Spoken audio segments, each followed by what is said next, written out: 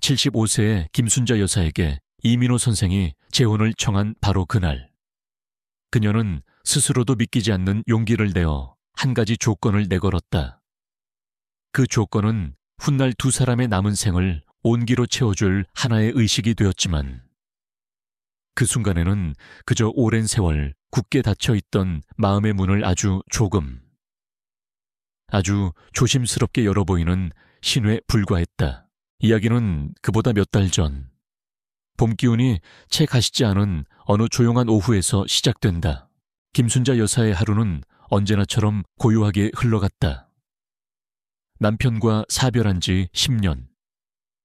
자식들은 모두 제 가정을 꾸려 도시로 떠나간 후, 이 아담한 주택을 지키는 것은 그녀와 시간, 그리고 침묵뿐이었다. 아침에 눈을 뜨면 가장 먼저 하는 일은 마당의 작은 국화밭을 돌보는 것이었다. 그녀에게 국화는 단순한 식물이 아니라 말 없는 대화를 나누는 오랜 친구와 같았다. 흙을 만지고, 시든 잎을 떼어내고, 물을 주며 그녀는 간밤의 꿈 이야기나 스쳐 지나간 옛 생각들을 조용히 털어놓았다. 집안을 채우는 것은 오직 뻐꾸기 시계의 규칙적인 추가 흔들리는 소리와 이따금씩 들려오는 낡은 냉장고의 낮은 윙윙거림뿐이었다. 그녀는 혼자 하는 식사에 익숙했다. 1인용 식탁에 마주 앉을 때마다 맞은편의 빈 의자는 그녀가 감내해야 할 삶의 무게를 말없이 보여주는 듯했다. 외롭지 않다면 거짓말이겠지만 순자 여사는 그 외로움을 소란스럽게 드러내는 법이 없었다. 그저 묵묵히 받아들이고 자신의 일상 속에 조용히 녹여낼 뿐이었다. 오후가 되면 그녀는 동네 노인정으로 향했다. 그곳은 그녀의 조용한 세상과는 다른 곳이었다. 장기판 위에서 멍군 을 외치는 우렁찬 목소리, 드라마 속 주인공의 기구한 운명에 훈수를 두는 할머니들의 아쉬운 탄성, 구석에서 낮잠을 자는 누군가의 코 고는 소리까지, 그 모든 소음이 한데 뒤섞여 활기라는 이름으로 공간을 채우고 있었다. 순자 여사는 대부분 구석진 자리에 앉아 조용히 찻잔을 들거나 창밖을 바라보며 사람들을 구경했다. 대화에 끼어드는 일도 거의 없었다. 그녀의 존재는 그곳의 풍경처럼 자연스러웠지만 누구도 그녀의 마음속 깊은 곳에 자리한 정적의 깊이를 알지 못했다. 이민호 선생이 그 노인정에 나타난 것은 바로 그런 평범한 날이었다. 그는 몇 달 전 이 동네로 이사온 은퇴한 국문학 교수였다. 7, 8세라는 나이가 무색하게 꼿꼿한 허리와 단정하게 빗어 넘긴 은발. 안경 너머로 보이는 온화한 눈빛은 그가 평생을 책과 함께 살아온 사람임을 짐작하게 했다. 다른 남자 어르신들이 화투나 장기에 몰두할 때 그는 늘 창가 가장 밝은 자리에 앉아 시집을 읽었다. 순자 여사가 처음으로 그에게 특별한 인상을 받은 날도 그랬다. 그날따라 노인정은 유난히 소란스러웠다. 텔레비전에서는 트로트 경연 프로그램이 한창이었고 사람들은 저마다 응원하는 가수의 이름을 외치며 열을 올리고 있었다. 그런데 그 소음의 한가운데서 민호 선생은 몇몇 할머니들에게 둘러싸여 나지막한 목소리로 시를 읽어주고 있었다. 사랑하는 것은 사랑을 받는 이보다 행복하나니라. 오늘도 나는 에메랄드빛 하늘이 훤히 내다배는 우체국 창문 앞에 와서 너에게 편지를 쓴다. 유치한 시인의 행복이었다. 그의 목소리는 크지 않았지만 이상한 힘이 있었다. 소란스러운 공간에 부드럽게 스며들어 마치 마법처럼 사람들의 마음을 차분하게 가라앉혔다. 트로트 가수의 절절한 꺾임도, 장기알이 부딪히는 날카로운 소리도 그의 목소리 앞에서는 잠시 힘을 잃었다. 시를 듣고 있던 할머니들의 얼굴에는 소녀 같은 미소가 피어났고 무심코 그 광경을 지켜보던 순자 여사의 마음에도 미세한 떨림이 일었다. 그녀는 평생 글과는 거리가 먼 삶을 살았다. 그녀의 남편은 훌륭한 목수였고 평생 성실하게 일해 가족을 먹여 살린 책임감 있는 가장이었다. 하지만 그는 자신의 감정을 표현하는데 지독히도 서툰 사람이었다. 그의 손은 나무를 다듬고 집을 짓는 데는 능했지만 아내의 지친 어깨를 감싸주거나 따뜻한 글 한 줄을 쓰는 데는 인색했다. 순자 여사는 단 한 번도 남편에게서 편지를 받아본 적이 없었다. 생일이나 결혼기념일에도 무심한 축하 한마디가 전부였다. 그래서였을까? 한자 한자 감정을 담아 소중하게 읽어내리는 민호 선생의 모습이 그녀의 마음에 깊이 들어왔다. 그는 단순히 글자를 읽는 것이 아니었다. 그는 시인의 마음을, 그 안에 담긴 사랑과 그리움을 자신의 목소리에 실어 나르고 있었다. 그 순간 순자 여사는 깨달았다. 자신이 평생 갈망해온 것이 바로 저런 것이었음을, 거창한 물질이나 화려한 선물이 아니라 마음을 담아 건네는 진심 어린 말 한마디, 정성껏 써내려간 글 한 줄이었다는 것을 그날 이후 순자 여사는 노인정에서 조용히 민호 선생을 지켜보는 버릇이 생겼다. 그가 어떤 책을 읽는지, 어떤 시를 읊어주는지 귀를 기울였다. 그가 들려주는 시들은 때로는 아련한 첫사랑의 기억을, 때로는 인생의 덧없음을 노래했다. 순자 여사는 그의 목소리를 통해 잊고 있던 감정들을 하나씩 되찾는 기분이었다. 메마른 땅에 단비가 내리듯 그녀의 정적인 세상에 작은 파문이 일기 시작했다. 그녀는 아직 몰랐다. 그 작은 파문이 곧 그녀의 남은 인생을 온통 흔들게 될 커다란 파도가 되어 밀려오리라는 것을. 그저 창가에 앉아 시를 읽는 한 온화한 남자를 바라보는 것만으로도 닫혀있던 마음의 창이 아주 조금씩 열리고 있다는 것을 어렴풋이 느낄 뿐이었다. 봄은 그렇게 아주 더디고 조용하게 그녀의 세상에 다시 찾아오고 있었다. 김순자 여사의 마음속에 작은 파문이 일기 시작한 며칠 뒤, 이민호 선생이 먼저 그녀에게 다가왔다. 그날도 그는 창가에 앉아 시집을 읽고 있었고 순자 여사는 평소처럼 조금 떨어진 곳에서 조용히 그 모습을 지켜보고 있었다. 시 낭독이 끝나고 사람들이 흩어지자 민호 선생은 책을 덮고 그녀가 앉아있는 곳으로 천천히 걸어왔다. 여사님, 잠시 실례해도 되겠습니까? 그의 목소리는 시를 읽을 때처럼 나지막하고 부드러웠다. 순자 여사는 조금 놀라 고개를 들었다. 그가 자신에게 말을 건 것은 처음이었다. 그녀가 작게 고개를 끄덕이자 그는 맞은편 의자에 조심스럽게 앉았다. 혹시 방해가 되지 않았다면 아까 제가 읽은 시에 대해 어떻게 생각하시는지 여쭤봐도 되겠습니까? 예상치 못한 질문에 순자 여사는 잠시 할 말을 잃었다. 그녀는 평생 누군가에게 자신의 생각을 질문받아본 경험이 거의 없었다. 특히 문학 작품에 대해서는 더더욱 그랬다. 그녀는 잠시 머뭇거리다 솔직한 마음을 털어놓았다. 저는 글을 잘 모릅니다. 그저 듣기에 좋았습니다. 목소리가 참 좋으시네요. 어쩌면 투박하고 평범한 감상평이었지만 민호 선생은 실망한 기색 없이 온화하게 미소 지었다. 그것만으로도 시는 제 역할을 다한 셈입니다. 시란 본디 어려운 학문이 아니라 마음으로 느끼는 것이니까요. 들어주셔서 감사합니다. 그 한마디가 어색했던 공기를 부드럽게 풀어주었다. 그날을 시작으로 두 사람 사이에는 조심스러운 대화가 오가기 시작했다.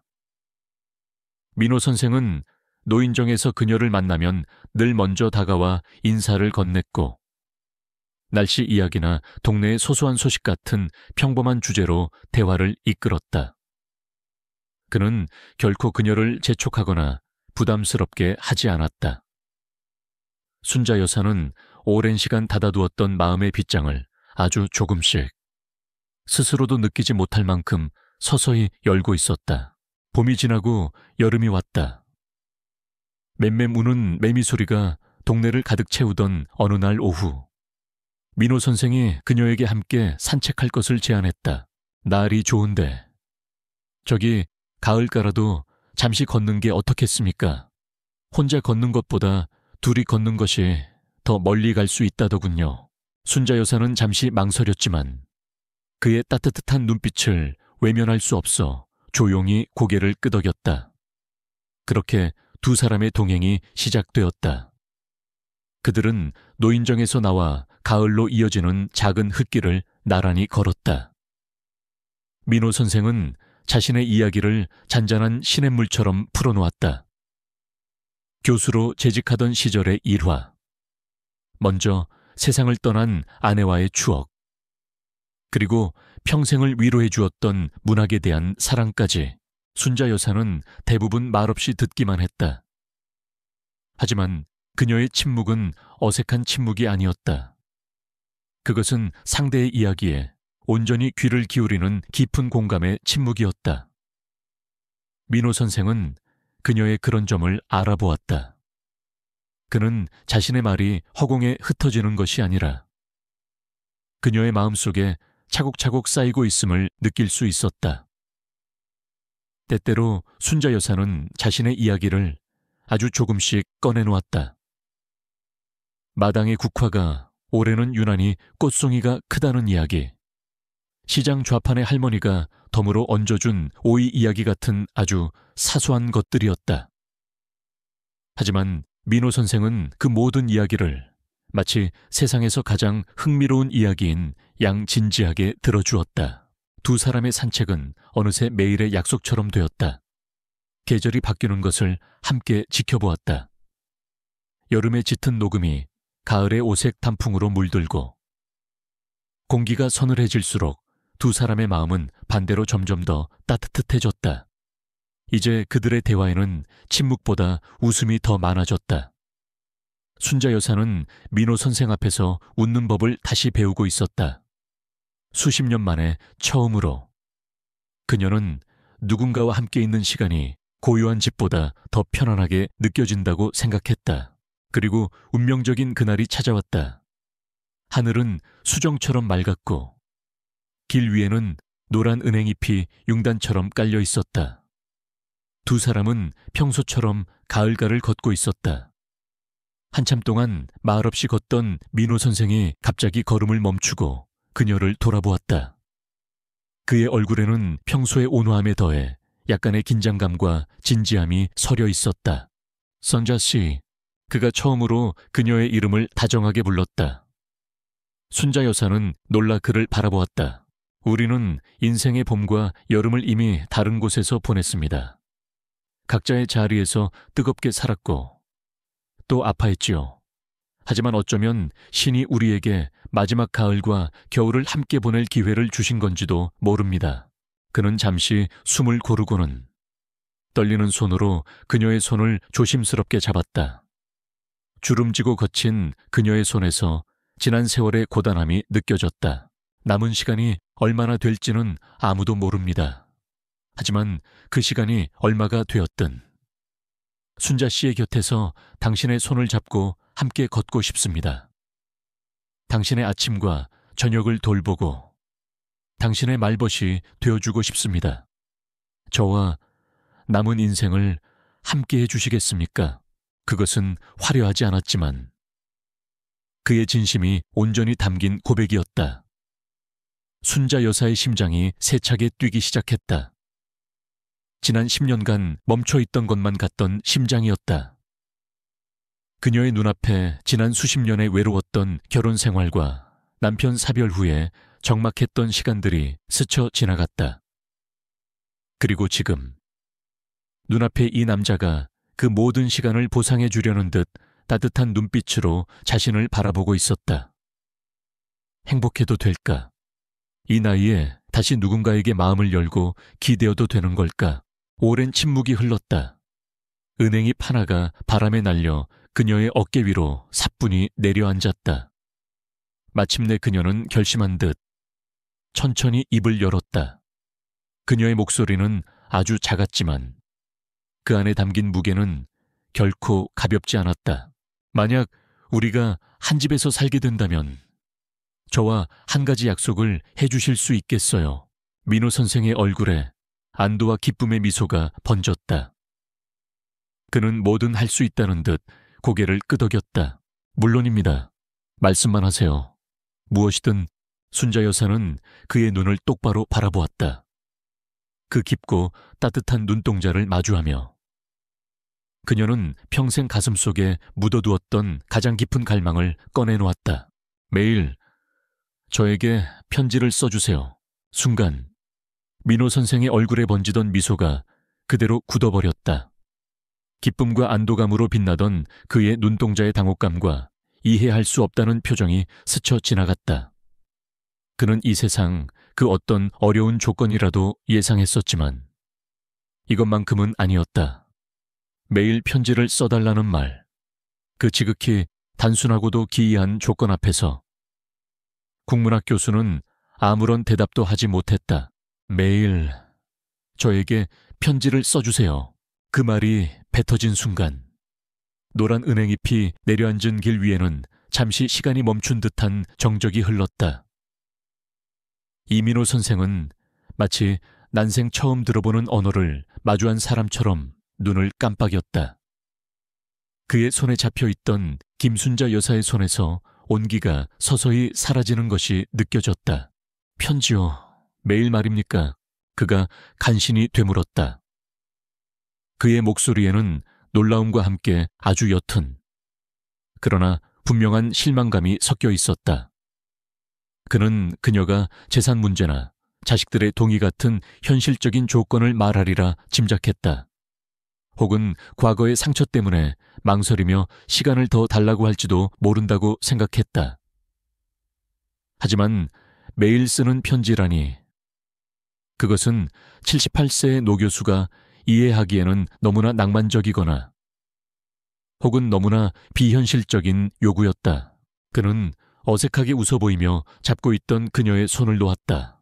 헤어허, 순자씨, 농담도 잘하십니다. 우리가 무슨 견우와 직녀처럼 멀리 떨어져 사는 것도 아니고 한 집에서 매일 얼굴을 보고 살 텐데 편지는 무얼 하러 씁니까? 하고 싶은 말이 있으면 그때그때 얼굴 보고 하면 되지요. 그는 대수롭지 않게 넘기려 했다. 그녀의 요구를 나이든 여성의 귀여운 변덕쯤으로 여기려는 듯했다. 그러나 순자 여사의 표정은 조금도 변하지 않았다. 그녀의 눈빛은 농담을 하고 있는 사람의 것이 아니었다. 그 안에는 한치의 물러섬도 없는 단호함이 자리하고 있었다. 농담이 아닙니다. 저는 매일 당신의 글을 받고 싶습니다. 민호 선생의 얼굴에서 미소가 완전히 사라졌다. 그는 상황의 심각성을 깨달았다. 그는 평생을 이성과 논리로 살아온 사람이었다. 그의 세계에서 사랑은 신뢰를 바탕으로 한 이해와 소통이지. 불필요한 형식으로 증명해야 하는 대상이 아니었다. 순자씨, 잠시 제 말을 들어보시오. 그는 최대한 부드러운 목소리로 그녀를 설득하기 시작했다. 나는 글 쓰는 것을 업으로 삼았던 사람이오. 글의 힘을 누구보다 잘 압니다.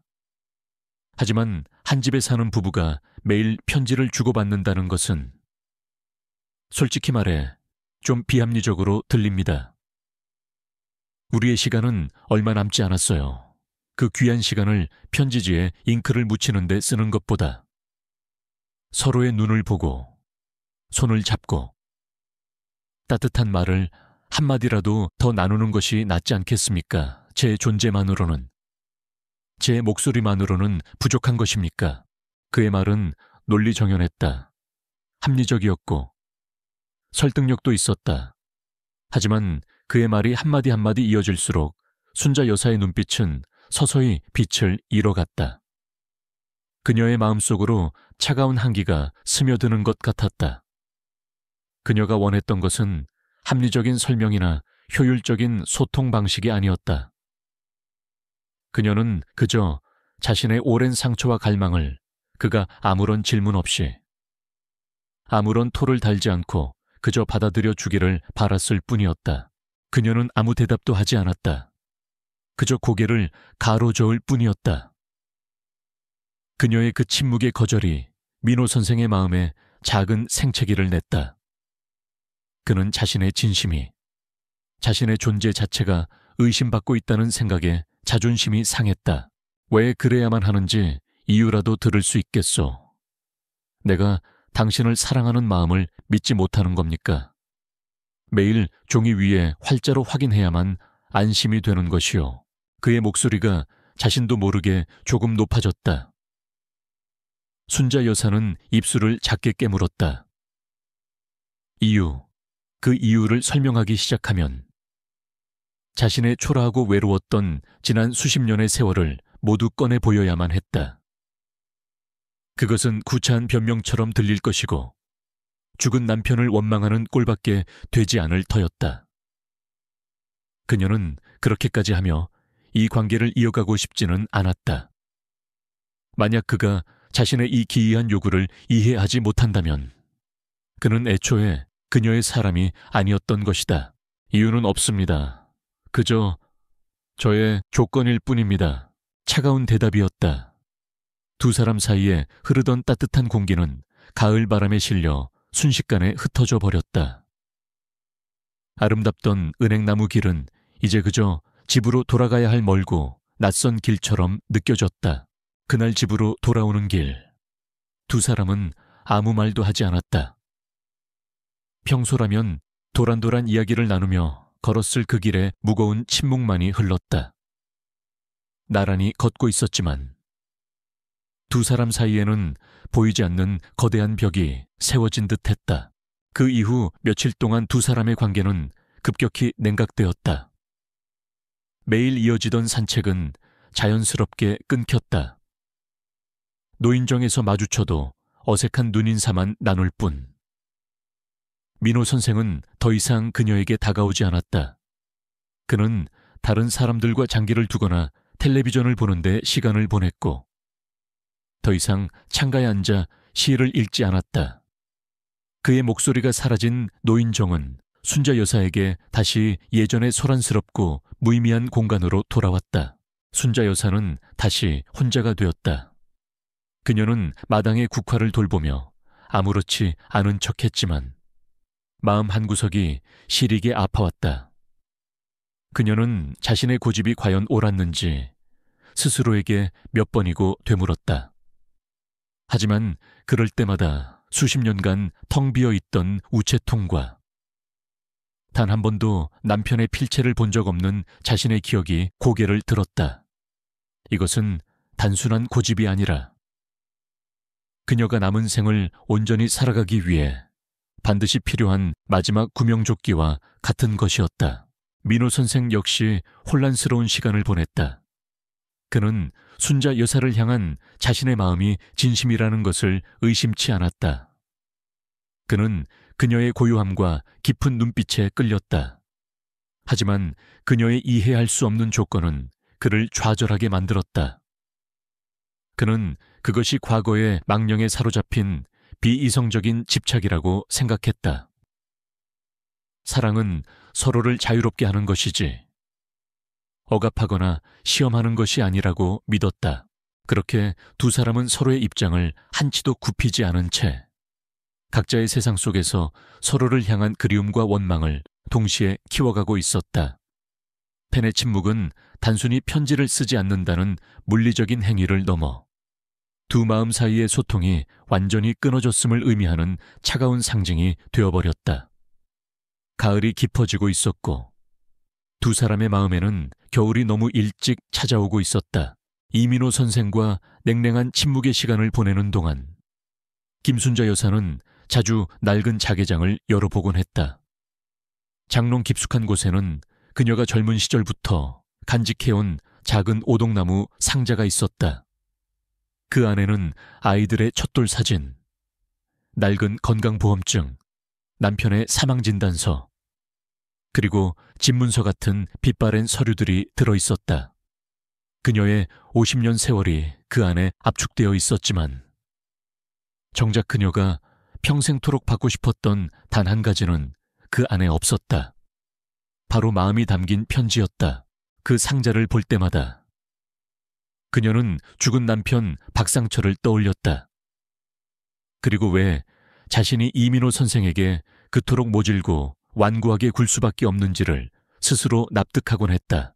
그녀의 첫 결혼 생활은 한마디로 침묵이었다. 남편 박상철은 나쁜 사람이 아니었다.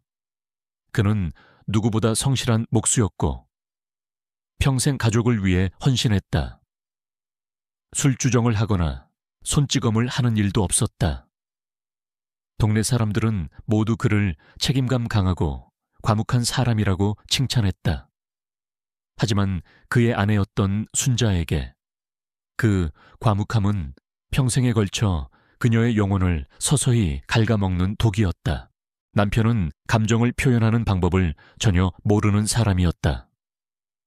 그의 세계에서 사랑과 책임은 동의어였다. 매달 꼬박꼬박 생활비를 가져다 주는 것, 낡은 집을 수리하는 것, 자식들의 등록금을 마련하는 것. 그것이 그가 아는 사랑의 전부였다. 그는 순자의 생일이면 무심하게 돈 봉투를 내밀며 갖고 싶은 거 사라고 말하는 남편이었다. 아이들이 학교에서 상장을 받아오면 쓸데없는 짓 말고 밥이나 먹어 라고 퉁명스럽게 말하면서도 밤늦게 혼자 막걸리를 마시며 아들의 상장을 흐뭇하게 바라보던 사람이었다. 그의 마음속에 가족을 향한 애정이 없었던 것은 아니리라. 순자는 이제 그것을 짐작한다. 하지만 그 애정은 단 한 번도 따뜻한 말이나 다정한 글씨가 되어 그녀에게 닿은 적이 없었다. 그들의 집에는 대화가 없었다. 남편은 일터에서 돌아오면 말없이 저녁을 먹고 묵묵히 텔레비전을 보다 잠자리에 들었다. 순자가 무슨 말을 걸어도 그래, 아니, 같은 단답형 대답이 전부였다. 가장 비참했던 것은 부부싸움을 할 때였다. 격앙된 순자가 울면서 무언가를 호소해도 남편은 그저 벽처럼 입을 다물어 버렸다. 그의 침묵은 그녀의 모든 감정을 무의미하고 하찮은 것으로 만들어 버렸다. 차라리 소리치고 싸우는 편이 나았다. 사랑의 반대말은 증오가 아니었다. 그녀에게 그것은 무관심이었다. 보이지 않는 사람 취급을 당하는 것. 그것이 그녀가 40년 결혼 생활 동안 느꼈던 감정의 본질이었다. 젊은 시절 그녀는 간절히 바랐다. 단 한 번이라도 좋으니 남편이 써주는 편지를 받아보고 싶었다. 출장을 가서 잘 지내시오 라고 적은 엽서 한 장이라도, 시장에 가면서 저녁 밥상에 올릴 찌개거리 좀 사다 놓으시오 라고 휘갈겨 쓴 메모 한 장이라도 좋았다. 그녀는 그의 필체를 보고 싶었다. 그의 손으로 직접 쓴 자신을 향한 문장을 간직하고 싶었다. 하지만 그녀의 우체통은 늘 공과금 고지서와 광고지로만 채워졌다. 시간이 흐르면서 그 갈망은 체념으로 변했다. 그녀는 더 이상 기대하지 않았다. 남편은 원래 그런 사람이라고, 무뚝뚝해도 속은 깊을 거라고 스스로를 위로하며 살았다. 하지만 마음속 깊은 곳의 상처는 사라지지 않고 흉터로 남았다. 보이지도 들리지도 않는 존재로 살아온 세월의 흔적, 그것이 바로 기록된 사랑에 대한 그녀의 집착을 만든 근원이었다. 오동나무 상자를 닫으며 순자 여사는 깊은 한숨을 내쉬었다. 이것이 그녀가 이민호 선생에게 이유를 설명할 수 없는 이유였다. 자신의 상처를 드러내는 것은 곧 죽은 남편을 탓하는 것이고, 구차하게 자신의 과거를 동정해달라고 비는 꼴이었다. 그녀는 그럴 수 없었다. 그녀는 동정이 아니라 이해를 원했다. 설명하지 않아도. 자신의 이 기이한 요구 속에 담긴 평생의 한을 감각적으로 알아차해주는 사람을 원했다. 이민호 선생은 좋은 사람이었다. 따뜻하고 다정했다. 하지만 그 역시 이성과 합리의 세계에 사는 남자였다. 그의 논리적인 설득 앞에서 그녀의 상처는 그저 비합리적인 고집으로 치부될 뿐이었다. 그것을 확인한 순간 그녀는 다시 한번 벽을 느꼈다. 어쩌면 세상의 모든 남자가 다 똑같은지도 모른다는 절망감이 들었다. 편지를 써달라는 것은 그의 사랑을 시험하려는 것이 아니었다. 그것은 침묵 속에서 서서히 지워져 갔던 자신의 존재를 매일매일 눈으로 확인할 수 있는 활자로 남겨달라는 간절한 애원이었다. 사라지지 않는 증거. 소리 없이도 마음을 전하는 연결고리. 그것이 그녀가 남은 생에서 유일하게 갖고 싶은 사치였다. 자신의 요구가 이민호 선생과의 행복한 미래를 망가뜨릴 수도 있다는 것을 왜 모르겠는가. 하지만 40년 묵은 상처는 너무나 깊고 단단해서 이제 와서 그것을 없었던 셈치고 새로운 행복을 받아들일 수가 없었다. 그녀는 자신의 상처를 지키기로 결심했다. 그 상처를 보듬어주지 못하는 사람이라면 어차피 온전한 행복을 줄 수도 없을 것이라고. 그렇게 그녀는 스스로를 합리화하며 다시 깊고 고요한 침묵의 세계로 돌아가고 있었다. 시간은 해결책이 아니었다.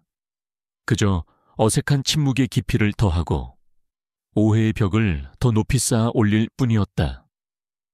일주일이 넘도록 김순자 여사와 이민호 선생은 서로를 유령처럼 대했다. 같은 공간 노인정에 있으면서도 서로의 존재를 애써 외면했다. 그 갑작스러운 변화를 눈치챈 동네 어르신들이 수군거렸지만 누구도 감히 그들 사이에 무슨 일이 있었는지 묻지 못했다. 먼저 침묵을 깬 것은 이민호 선생이었다. 그는 이대로 관계가 끝나는 것을 견딜 수 없었다. 답답함과 좌절감, 그리고 여전히 남아있는 순자 여사를 향한 애정이 뒤섞여 그의 마음을 무겁게 짓눌렀다. 그는 마지막으로 한 번만 더 그녀와 대화를 해봐야겠다고 결심했다.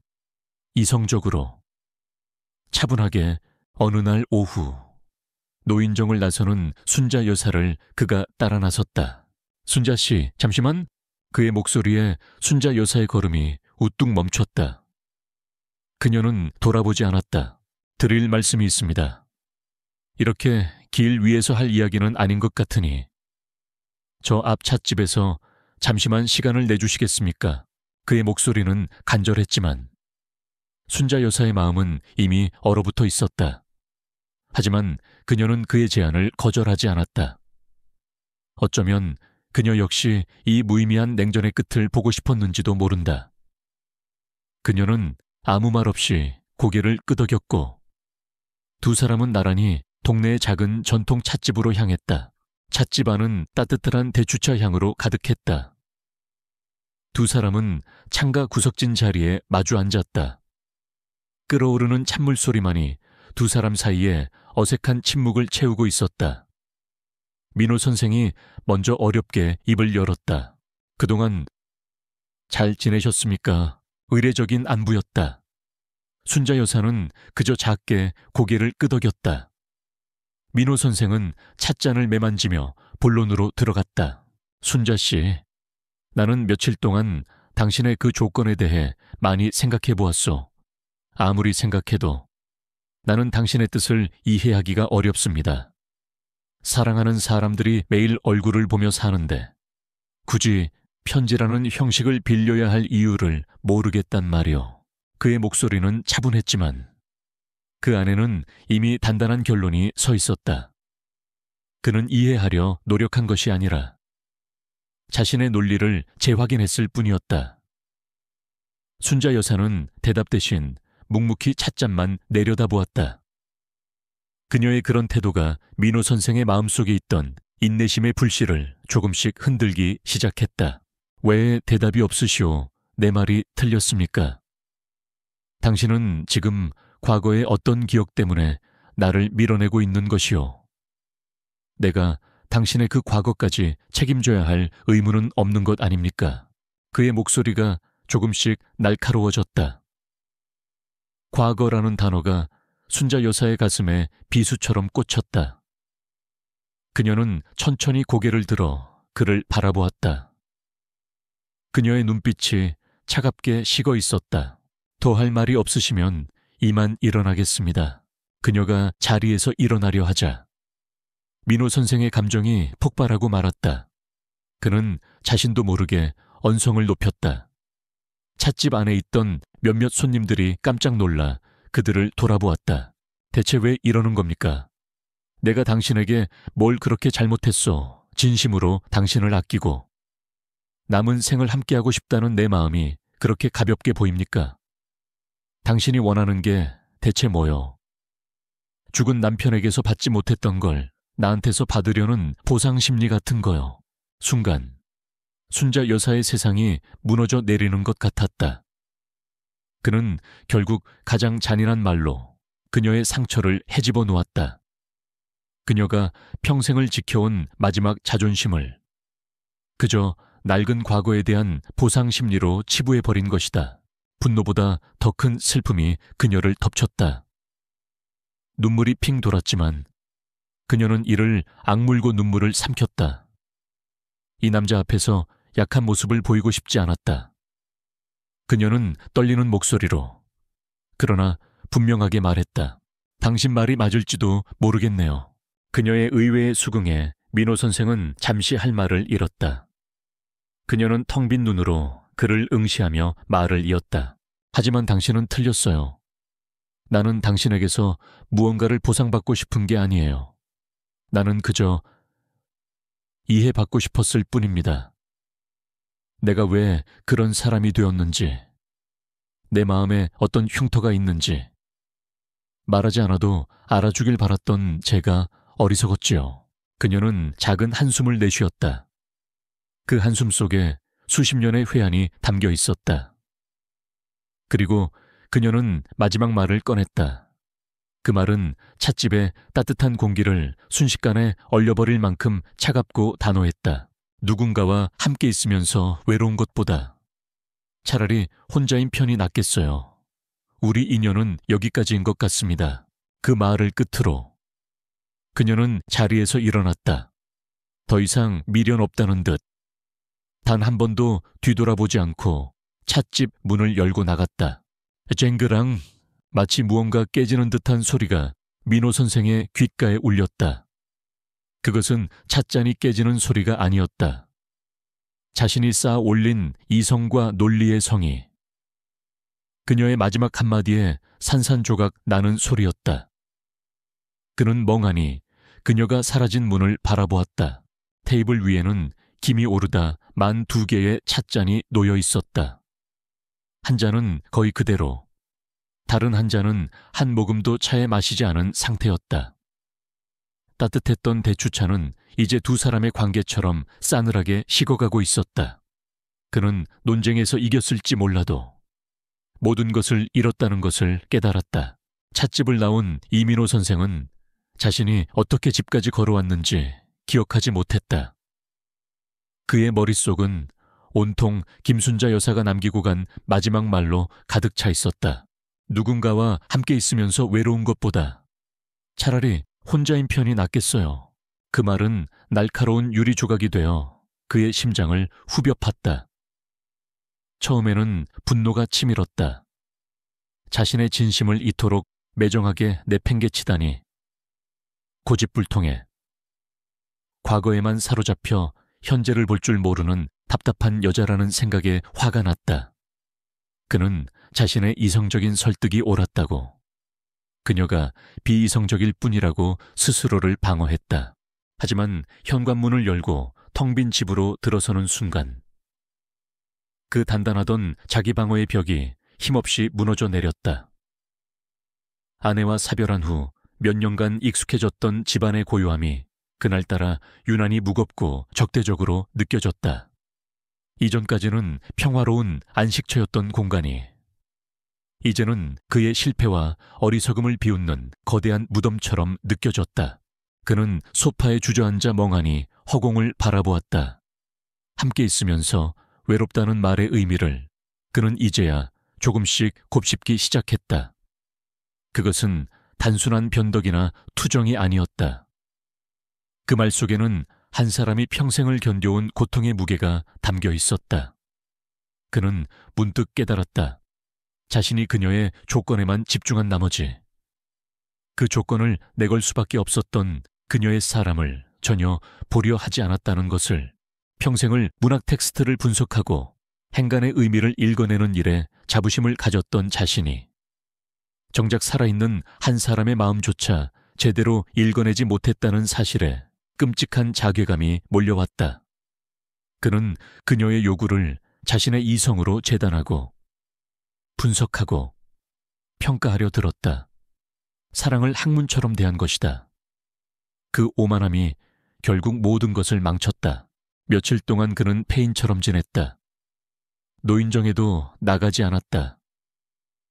책을 펼쳐도 글자가 눈에 들어오지 않았고 밥을 먹어도 모래를 씹는 것 같았다. 순자 여사의 슬픔이 담긴 체념한 듯한 마지막 눈빛이 계속해서 눈앞에 어른거렸다. 이대로는 안 되겠다고 생각한 것은 거의 일주일이 지났을 무렵이었다. 그는 이 문제의 답을 자기 머릿속에서는 더 이상 찾을 수 없음을 인정해야만 했다. 학자로서의 오랜 습관이 그를 다른 곳으로 이끌었다. 모르는 것이 있으면 책에서 답을 찾아야 했다. 그는 무거운 몸을 이끌고 동네의 작은 도서관으로 향했다. 처음에는 무엇을 찾아야 할지 조차 막막했다. 그는 문학서가를 지나 평소에는 잘 가지 않던 심리학, 사회학서가 쪽으로 발걸음을 옮겼다. 그리고 그곳에서 그의 눈을 사로잡은 책 한 권이 있었다. 제목은 황혼의 대화법 말하지 않는 것들을 듣는 법이었다. 그는 창가의 자리를 잡고 조심스럽게 책을 펼쳤다. 책의 내용은 그가 평생 외면해 왔던 혹은 안다고 착각했던 세상에 대한 이야기였다. 노년의 관계에서 가장 중요한 것은 논리적인 설득이 아닌 감정적인 수용이다.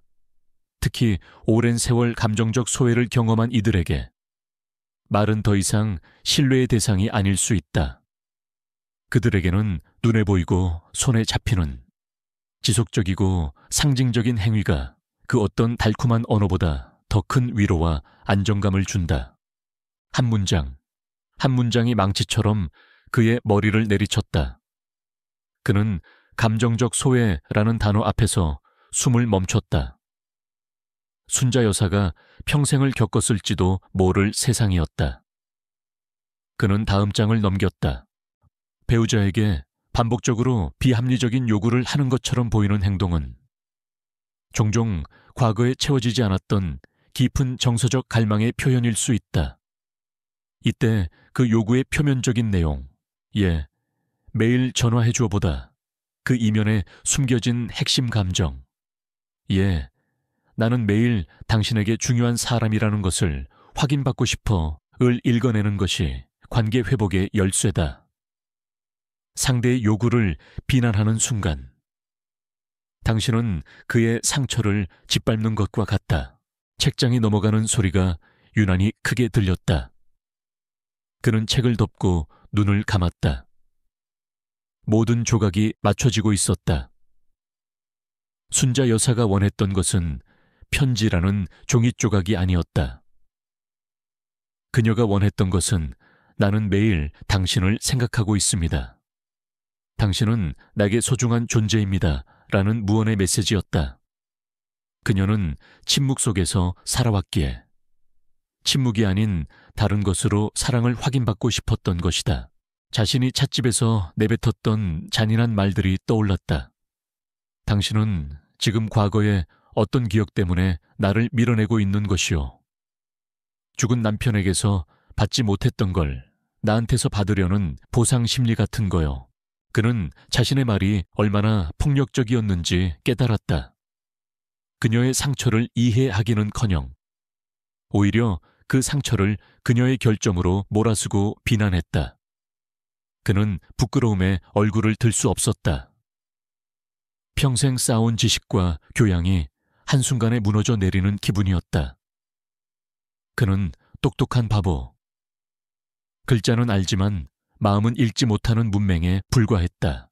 도서관을 나올 무렵 서쪽 하늘이 붉게 물들고 있었다. 그는 순자 여사와 함께 걷던 가을가로 향했다. 그 길 위에는 이제 낙엽만이 가득했다. 그는 그녀가 왜 그토록 완고했는지, 왜 이유를 설명하지 않았는지 이제야 알 것 같았다. 그것은 자존심의 문제가 아니었다. 깊은 상처를 가진 사람은 자신의 상처를 말로 설명하는 것 자체를 또 다른 상처로 느끼기 때문이라는 것을, 그는 자신이 끔찍한 실수를 저질렀음을, 그리고 간단한 사과로는 결코 이 실수를 만회할 수 없음을 깨달았다. 그녀의 언어로, 그녀의 방식으로 다가가야만 했다. 그가 그토록 비합리적이라고 치부했던 바로 그 방식으로 이민호 선생이 도서관에서 뒤늦은 깨달음의 시간을 보내고 있을 때, 김순자 여사의 시간은 과거로 되돌아간 듯 천천히, 그리고 무겁게 흘러가고 있었다. 찻집 문을 박차고 나온 그 순간, 그녀는 잠시나마 후련함을 느꼈다. 자신의 상처를 지켜냈다는, 마지막 남은 자존심을 보호했다는 안도감이었다. 하지만 집으로 돌아와 텅 빈 거실에 들어서는 순간, 그 후련함은 썰물처럼 빠져나가고 그 자리에는 거대한 공허 한만이 남았다. 그녀의 일상은 다시 예전으로 돌아왔다. 아침에 일어나 국화밭을 돌보고 혼자 밥을 먹고 오후에는 노인정에 나갔다. 모든 것이 이민호 선생을 만나기 전과 똑같았다. 하지만 아무것도 똑같지 않았다. 전에는 느끼지 못했던 집안의 침묵이 이제는 귀를 먹먹하게 할 정도로 크게 울렸다. 혼자 먹는 밥상에서는 밥알을 넘기는 소리가 유난히 서걱거렸다. 가장 견디기 힘든 것은 마당의 국화밭을 돌볼 때였다. 예전에는 말 없는 친구였던 국화가 이제는 마치 자신의 처지를 비웃는 듯했다. 결국 또 혼자가 되었군 하고 속삭이는 것만 같았다. 노인정에서의 시간은 더욱 고통스러웠다. 이민호 선생은 더 이상 그곳에 나타나지 않았다. 그의 빈자리는 너무나도 선명해서 순자 여사는 차마 그가 늘 앉던 창가를 쳐다볼 수도 없었다. 사람들은 그녀의 얼굴에 다시 깃든 깊은 그늘을 보았지만 감히 말을 걸지 못했다.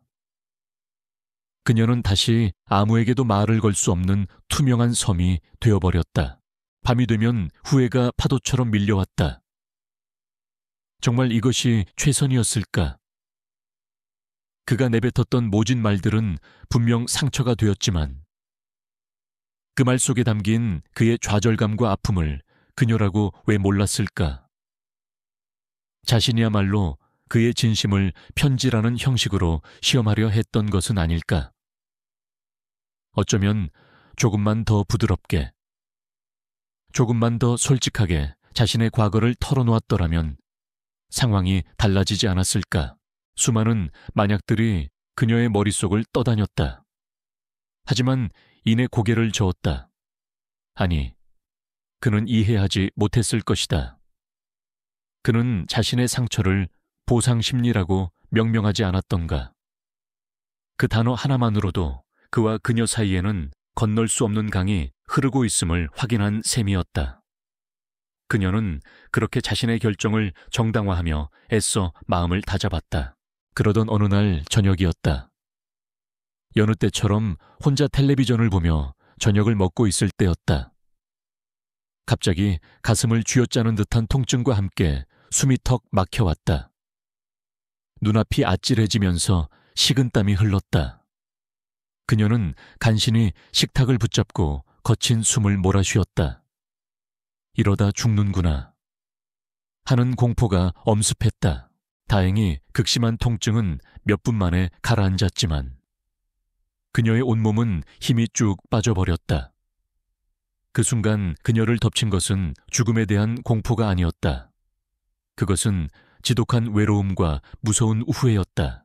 만약 내가 이대로 쓰러져 죽는다면 누가 가장 먼저 나를 발견하게 될까? 며칠이 지나야 자식들은 내 소식을 듣게 될까? 나의 마지막을 지켜보는 사람 하나 없이 이렇게 차가운 방 안에서 혼자 죽음을 맞이하는 것일까? 그리고 무엇보다 그녀는 이민호 선생의 얼굴을 떠올렸다. 그의 따뜻한 미소, 시를 읽어주던 나지막한 목소리, 자신의 손을 잡아주던 온기, 그 모든 것을 자신의 고집으로 걷어차 버렸다는 사실이 심장을 찢는 것처럼 아파왔다. 병원 응급실에 실려가는 길. 그녀는 깨달았다. 자신의 가장 큰 두려움은 고독하게 죽는 것이 아니었다. 마지막으로 찾아온 행복의 기회를 제 손으로 놓쳐버렸다는 것을 깨달으며 후회 속에서 죽어가는 것이었다. 그녀의 상처는 소중했지만 그 상처를 지키기 위해 남은 생의 모든 온기를 포기할 만큼 가치 있는 것은 아니었다. 의사는 가벼운 협심증 증세라고, 스트레스를 피하고 안정을 취하라고 말했다. 그녀는 병원 침대에 누워 며칠을 보냈다.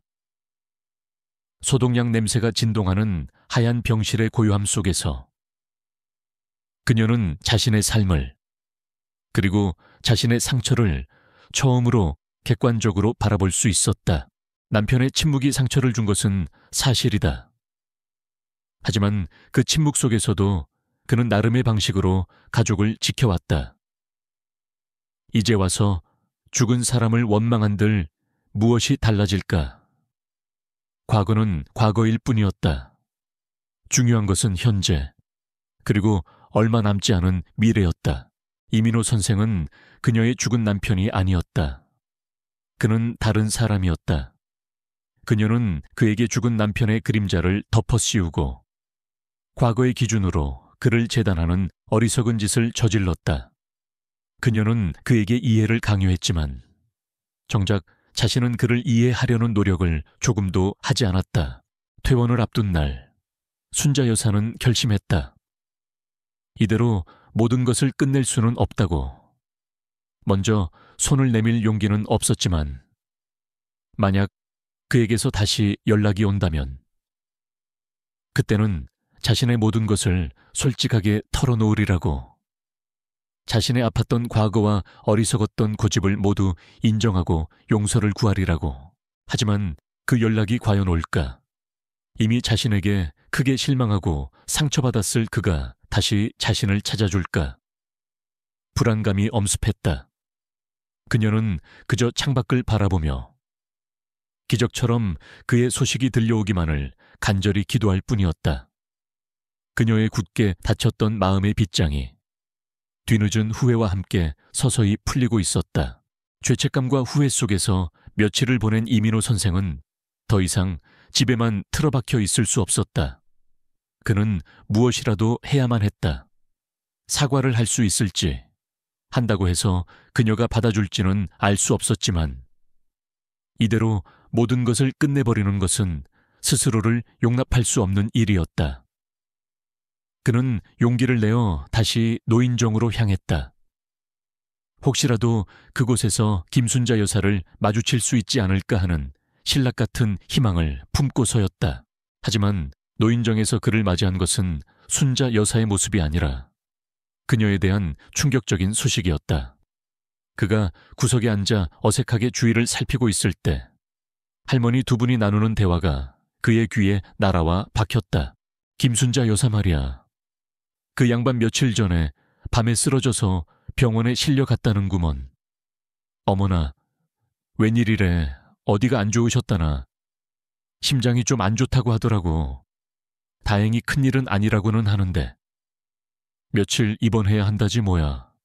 자식들도 다 멀리 사는데 혼자서 얼마나 놀랐을꼬. 그 순간 이민호 선생의 심장이 쿵 하고 내려앉는 것 같았다. 세상의 모든 소리가 멀어지고 할머니들의 목소리만이 귓게 윙윙거렸다. 그녀가 쓰러졌다니. 혼자서 그 차가운 집에서 어쩌면 그 원인이 자신과의 다툼으로 인한 스트레스 때문이었을지도 모른다는 생각이 들자 그는 숨을 쉴 수 없을 만큼의 끔찍한 죄책감에 휩싸였다. 그는 자리에서 벌떡 일어났다. 당장이라도 병원으로 달려가 그녀의 손을 잡고 무릎 꿇고 사죄하고 싶었다. 괜찮으시냐고. 정말 미안하다고. 내가 다 잘못했다고 빌고 싶었다. 그는 거의 반사적으로 노인정 문을 향해 몇 걸음 옮겼다. 그러나 바로 그 순간 그의 발이 바닥에 붙어버린 듯 멈춰 섰다. 도서관에서 읽었던 책의 한 구절이 그의 뇌리를 스치고 지나갔다. 말은 더 이상 신뢰의 대상이 아닐 수 있다. 지금 자신이 병원으로 달려가 늘어놓을 수많은 사과의 말들이 과연 그녀의 마음에 닿을 수 있을까? 혹시 그것이 또 다른 변명이나 감정적인 강요로 느껴지지는 않을까? 그는 깨달았다. 지금 그녀에게 필요한 것은 자신의 다급한 목소리가 아니라 그녀가 이해할 수 있는 언어, 그녀가 그토록 갈망했던 방식의 위로라는 것을 그는 발길을 돌렸다. 병원이 아닌 자신의 집으로 향했다. 그의 발걸음은 더 이상 망설임으로 무겁지 않았다. 해야 할 일이 무엇인지 분명해졌기 때문이었다. 집에 도착한 그는 곧장 서재로 들어갔다. 평생 논문과 서평을 쓰던 낡은 책상 앞에 앉았다. 그는 서랍을 열어 가장 좋은 종이를 골랐다. 그리고 수십 년간 손에 익었던 만년필을 꺼내 들었다. 하지만 막상 하얀 종이를 마주하니 무슨 말부터 시작해야 할지 막막했다. 국문학 교수라는 직함이 무색하게 단 한 문장을 쓰는 것이 청은망은처럼 무겁고 어려웠다. 그는 몇 번이고 썼다 지우기를 반복했다. 현학적인 문장도 시적인 비유도 모두 아니었다. 그런 것들은 지금 그와 그녀 사이에서 아무런 의미가 없었다. 그가 써야 하는 것은 그의 벌거벗은 진심. 그뿐이었다. 한참을 망설이던 그는 마침내 모든 기교를 내려놓고 천천히 그러나 정직하게 한자 써 내려가기 시작했다. 그의 글씨는 학자의 단정함이 아닌 한 노인의 떨림을 담고 있었다. 선자 시가, 이 편지가 당신에게 무사히 닿을 수 있기를 바랍니다. 그리고 부디 이 편지가 당신에게 또 다른 상처가 되지 않기를 간절히 바랍니다. 먼저 제가 틀렸다는 말부터 시작하겠습니다. 아니, 틀렸다는 말로는 턱없이 부족하겠지요. 저는 어리석었고 오만했으며 지독히도 이기적인 사람이었습니다. 저는 제 머리의 차로 당신의 마음을 재려했습니다. 당신의 깊은 상처를 이해하려 하기보다 제 논리의 틀에 맞춰 분석하고 판단하려 했습니다. 당신이 내민 손의 의미를 헤아리지 못하고 그저 그 손에 들린 조건의 무게만을 따졌습니다. 평생을 글과 함께 살아왔다 자부했지만 정작 저는 마음을 읽는 법을 모르는 문맹이었습니다. 당신이 찻집에서 남기고 간 마지막 말을 며칠 밤낮으로 되뇌었습니다. 함께 있으면서 외로운 것, 그 말의 무게를 이제야 아주 조금은 알 것 같습니다. 그 한마디에 담긴 당신의 길고 외로웠던 세월을 감히 상상해 봅니다. 그리고 그런 당신에게 제가 얼마나 큰 상처를 더했는지 깨닫고 몸서리치게 부끄러웠습니다. 이 편지는 용서를 구하기 위해 쓰는 것이 아닙니다. 저의 오만함을 용서해달라는 말조차 할 자격이 제게는 없습니다. 그저 제 뒤늦은 깨달음을, 저의 깊은 후회를 당신에게 전하고 싶었을 뿐입니다. 당신이 옳았습니다. 제가 모든 것을 망쳤습니다. 부디 몸조리 잘하시고 어서 쾌차하시기를 멀리서나마 기도하겠습니다. 이밍유 데우림. 편지를 다 쓴 그는 조심스럽게 3번 접어 봉투에 넣었다. 그리고 곧장 병원으로 향했다. 병원 복도의 소독약 냄새가 그의 죄책감을 더욱 무겁게 짓눌렀다. 그는 순자 여사의 병실이 있는 층까지 올라갔지만 차마 병실 문 앞까지는 가지 못했다. 그는 간호사 스테이션으로 다가가 젊은 간호사에게 편지 봉투를 내밀었다. 저기 3925실 김순자 환자분께 이 편지 좀 전해주시겠습니까? 간호사가 의아한 눈으로 그를 바라보았다. 직접 전해드리지 않으시고요. 네, 저는 그냥 가봐야겠습니다. 꼭 좀 부탁드립니다. 그는 고개를 숙여 인사하고는 뒤돌아섰다. 그의 모든 희망과 후회를 담은 그 작은 편지 한 통을 남겨둔 채 간호사는 잠시 그의 뒷모습을 바라보다 김순자 귀하라고 쓰인 봉투를 들고 3개구 2호 병실을 향해 천천히 걸어갔다. 김순자 여사는 무료하게 창밖을 바라보고 있었다. 병원 창문으로 보이는 하늘은 네모났고 자유롭게 날아가는 새 한 마리가 유독 부러워 보였다. 그때 병실 문을 노크하는 소리가 들리고 젊은 간호사가 상냥한 미소와 함께 안으로 들어왔다. 어르신, 편지가 왔네요. 순자 여사는 의아한 표정을 지었다. 편지라니, 자식들에게서는 며칠 전 안부 전화가 전부였고 이곳으로 편지를 보낼 사람은 아무도 없었다. 간호사가 내민 하얀 봉투를 받아든 그녀의 손이 순간 멈칫했다. 봉투 뒷면에 쓰인 세 글자. 이민호. 심장이 철렁 내려앉았다. 그토록 기다렸으면서도 막상 그의 흔적을 마주하니 두려운 마음이 앞섰다. 이 안에 무슨 내용이 들어있을까? 마지막을 구하는 냉정한 인사일까? 아니면 자신의 잘못을 질책하는 원망의 글일까? 그녀는 한참 동안 봉투를 열지 못하고 그저 만지작거리기만 했다. 그녀의 마른 손 안에서 바스락거리는 종이의 감촉이 마치 그의 목소리처럼 느껴졌다. 간호사가 나간 뒤 한참의 시간이 흐르고 나서야 그녀는 떨리는 손으로 봉투를 열었다. 곱게 접힌 편지지를 펼치자 단정하면서도 어딘가 힘주어 쓴 듯한 그의 필체가 눈에 들어왔다. 그녀는 숨을 참고 첫 문장을 읽기 시작했다. 선자 시그. 다정한 부름이었다. 그녀의 눈가가 파르르 떨렸다. 한 문장을 읽어 내려갈수록 그녀의 세상은 고요해졌다. 병실의 소독약 냄새도 복도에서 들려오는 소음도 모두 사라졌다. 오직 종이 위에 번지는 그의 진심만이 그녀의 온 감각을 지배했다. 제가 틀렸습니다. 저는 어리석었고 오만했으며 지독히도 이기적인 사람이었습니다. 그의 담담한 고백에 그녀의 눈시울이 뜨거워졌다. 저는 제 머리의 자로 당신의 마음을 재려했습니다.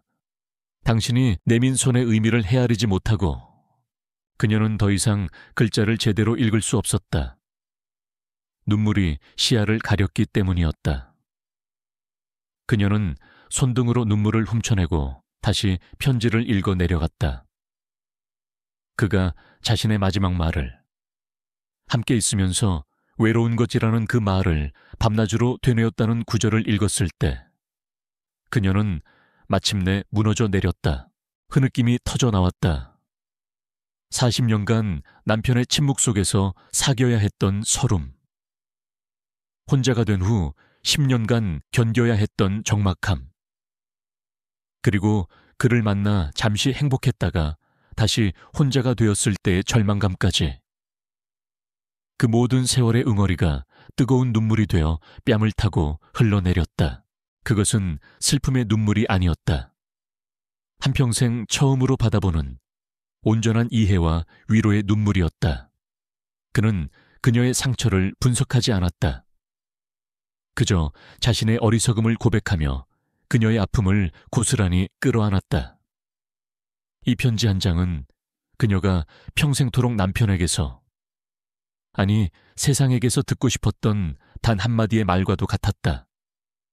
당신이 옳았다고, 내가 미안하다고 얼마나 울었을까.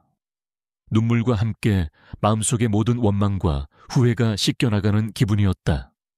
그녀는 젖은 편지지를 소중하게 가슴에 품었다. 그때 병실 문에서 조심스러운 노크 소리가 다시 들렸다. 들어오세요. 그녀는 또 간호사일 것이라 생각하며 무심코 대답했다. 하지만 문을 열고 들어선 사람은 그녀가 그토록 그리워했던 바로 그 사람이었다. 손에는 그녀의 마당에서 꺾어온 듯한 소박한 국화 몇 송이를 들고 이민호 선생이 서 있었다. 그는 며칠 사이에 수척해진 모습이었지만 그의 눈빛만은 예전처럼 깊고 따뜻했다. 두 사람은 한참 동안 아무 말도 하지 못했다. 그 침묵은 예전에 어색하고 차가운 침묵이 아니었다.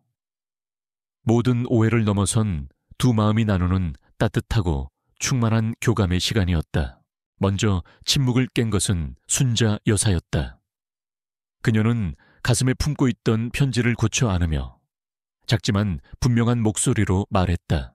이제 매일 편지 쓰지 않으셔도 괜찮아요. 그것은 그녀가 할 수 있는 최선의 용서이자 화해의 손짓이었다. 그의 진심을 확인한 이상 더 이상 형식은 중요하지 않다는 뜻이었다. 하지만 민호 선생은 고개를 저었다. 그는 그녀의 침대 곁으로 다가와 국화꽃을 머리맡에 놓아주며 부드럽게 미소 지었다. 아닙니다. 이제는 제가 쓰고 싶어서 써야겠습니다. 그는 순자 여사의 의아한 눈빛을 마주하며 말을 이었다. 그것은 더 이상 순자 씨의 조건이 아니라 저의 간절한 바람이 되었습니다. 당신과 함께하는 기적 같은 매일을 한자 한자 마음에 새기듯 기록하고 싶다는 저의 욕심입니다. 당신의 하루에 제가 함께하고 있다는 증거를 매일 남기고 싶습니다. 그 말에 순자 여사의 눈에 다시 새로운 눈물이 고였다. 이번에는 후련함도 위로도 아닌 순수한 기쁨과 행복의 눈물이었다. 그녀는 천천히 손을 내밀었다. 주름지고 마디 굵은 손이었다. 이민호 선생은 자신의 손으로 그녀의 손을 따뜻하게 감싸 잡았다. 두 사람의 거칠고 주름진 손이 서로의 온기를 나누며 단단하게 맞잡혔다. 그 어떤 화려한 언약보다도 더 굳건한 약속이었다. 병원 창문 너머로 따스한 햇살이 쏟아져 들어와 두 사람의 맞잡은 손 위로 부서졌다. 길고 아팠던 겨울이 끝나고 두 사람의 인생에 마침내 두 번째 봄이 돌아오고 있었다. 김순자 여사가 퇴원하고 두 사람이 한 집에서 함께 살게 된 후 첫 번째 봄이 찾아왔다. 겨우내 앙상했던 마당의 나뭇가지에 연두빛 새순이 돋아났고 순자 여사의 국화밭에도 어김없이 파릇한 싹이 올라왔다. 모든 것이 새로 태어나는 계절. 두 사람의 시간도 마치 오래된 시계에 새 태엽을 감은 듯 활기차고 따뜻하게 흘러가기 시작했다. 이민호 선생의 하루는 해가 뜨기 전 작은 책상에 앉아 편지를 쓰는 것으로 시작되었다. 그것은 이제 약속이나 의무가 아닌 온전한 기쁨이자 경건한 의식이 되었다. 그는 더 이상 어떤 말을 써야 할지 고뇌하지 않았다. 사랑은 멀리 있는 것이 아니라 바로 곁에 있는 사람의 일상을 소중히 들여다보는 것에서부터 시작된다는 것을 깨달았기 때문이었다. 그의 편지는 더 이상 길지 않았다. 때로는 서너 줄이 전부였지만 그 안에는 간밤의 별과 아침 햇살과 하루를 시작하는 두 사람의 세상이 오롯이 담겨 있었다. 오늘 아침 당신이 가꾸는 국화밭에 새로운 꽃봉꼬리가 맺혔더군요. 꼭 당신의 웃음 같습니다. 덕분에 내 하루도 활짝 피어나는 기분입니다. 어젯밤 꿈 이야기를 들려주던 당신의 목소리가 아직도 귓가에 맴돕니다. 당신의 세상에 나를 초대해줘서 고맙소. 오늘은 나의 꿈 이야기도 들려주리다. 시장에 가서 당신이 좋아하는 찰옥수수를 사왔소. 당신이 맛있게 먹는 모습을 보는 것이 요즘 나의 가장 큰 행복이라는 것을 당신은 알까 모르겠소. 순자 여사는 아침마다 갓 내린 따뜻한 숭늉 한 잔과 함께 그의 편지를 읽었다. 한자 한자 눈으로 읽고 마음으로 새겼다. 수십 년간 텅 비어있던 그녀의 아침이 이제는 세상 그 무엇과도 바꿀 수 없는 충만함으로 채워지고 있었다. 그녀의 얼굴에 웃음이 많아졌고 이따금씩 콧노래를 흥얼거리기도 했다. 침묵으로 가득했던 집은 이제 두 사람의 나지막한 대화소리와 잔잔한 웃음소리로 채워졌다. 그녀는 예전에 그 오동나무 상자를 다시 꺼냈다. 하지만 더 이상 그 안에서 과거의 상처를 들여다보지 않았다. 대신 민호 선생이 매일 써주는 편지들을 차곡차곡 그 안에 쌓아두었다. 한때는 부재부자여의 증거였던 텅 빈 상자가 이제는 매일의 사랑이 기록되는 가장 소중한 보물 상자가 된 것이다. 그녀는 가끔 그 상자를 열어 편지들을 다시 읽어보곤 했다. 그것은 두 사람이 함께 쌓아 올린 행복의 연대기였고 그녀의 남은 생을 지켜줄 가장 든든한 부적이었다. 두 사람은 함께 장을 보고 함께 텃밭을 가꾸었다. 예전에 함께 걷던 가을가를 다시 걸었고 이제 그들의 산책길에는 어색한 침묵 대신 정다운 대화가 흘렀다. 저녁이 되면 민호 선생은 예전처럼 그녀에게 시를 읽어주었다. 순자 여사는 그의 무릎을 베고 누워 그의 목소리에 실려오는 아름다운 문장들을 들으며 스르르 잠이 들곤 했다. 어느덧 여름이 지나고 다시 은행잎이 노랗게 물드는 가을이 찾아왔다. 꼭 1년 전 두 사람의 마음이 엇갈렸던 바로 그 계절이었다. 그들은 예전에 그 은행나무 길 위에 서 있었다. 작년 이맘때가 생각나는구려. 민호 선생이 빙그레 웃으며 말했다. 순자 여사는 말없이 그의 손을 꼭 잡았다. 그녀의 눈빛이 고맙다고 그리고 행복하다고 말하고 있었다. 그때 당신의 조건을 들어주지 못했던 내가 얼마나 어리석었는지 모릅니다. 매일 편지를 쓰는 이 일이 내 생에 가장 잘한 일이 될 줄은 꿈에도 몰랐소. 아니에요. 그때 제가 너무 고집을 부렸지요. 아니, 당신의 그 고집 덕분에 내가 진짜 사랑이 무엇인지 배우게 된 걸. 두 사람은 서로를 보며 온화하게 미소 지었다. 발밑에서는 바삭거리는 낙엽 소리가 났고 머리 위로는 따스한 가을 햇살이 쏟아졌다. 사랑은 정답을 찾는 이성적인 과정이 아니라 서로의 상처를 보듬고 기꺼이 상대의 세상으로 걸어 들어가는 것임을 두 사람은 고요히 깨닫고 있었다. 그들의 사랑은 열정적으로 타오르는 불꽃이 아니라 서로의 남은 생을 은은하게 데워주는 따뜻한 난로와도 같았다.